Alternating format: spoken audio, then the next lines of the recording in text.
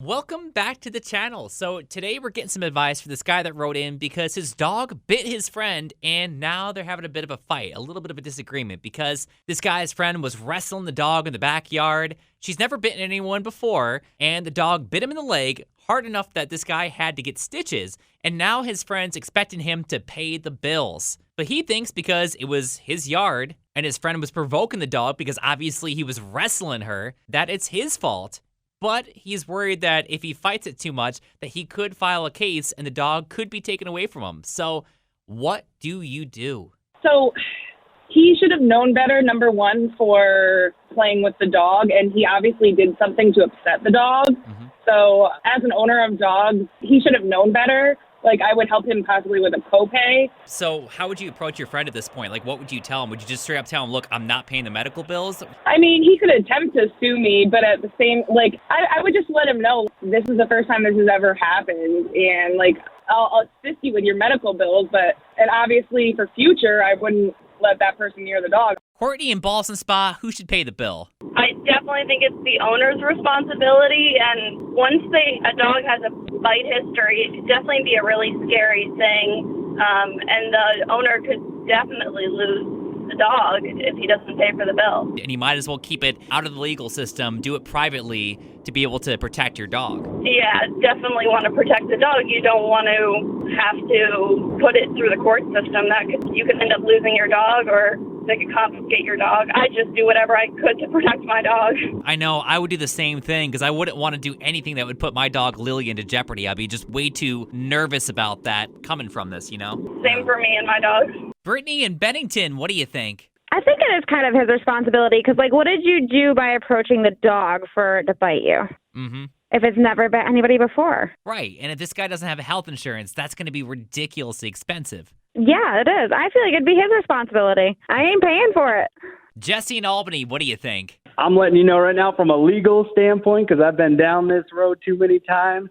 Unfortunately, the homeowner needs to make people sign an insurance policy or something when they step on the property, because I've had a friend who's had a bunch of people over, four-wheeling in the backyard, broke a leg, sued this guy, and next thing you know, now everybody that visits has to sign a policy. Paul and Latham, should this guy pay his medical bills? Oh, bull crap. That guy should have known exactly what he was getting into. That's just a common sense missing part. You can't fix stupid.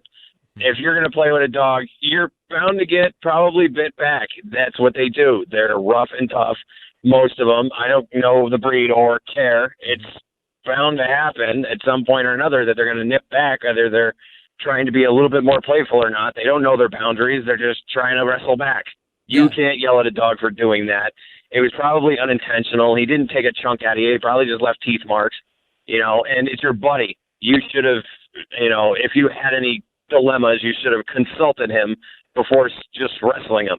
Yeah. No, bold. You don't owe him $1 and don't think you do. Nick in Waterford, whose side are you taking? I can see where the one person is coming from because, they were messing around with a dog, but all hindsight, the owner of the dog is pretty much responsible.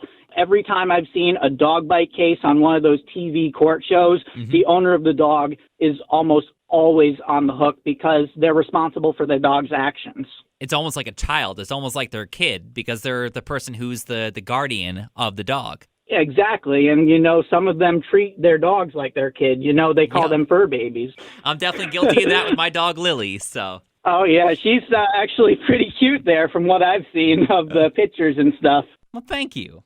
So what would you do? Let us know by leaving a comment down below. Seriously, every comment helps. Maybe you know what you would do as a dog owner. Maybe you've been in a situation like this before. Or maybe you know the legal answer to this. Maybe you're a lawyer and you know New York State law. Either way, let us know.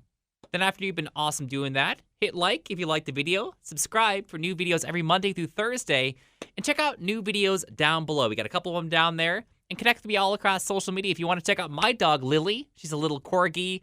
She's a stick in the mud. Check it out at On Air Pete.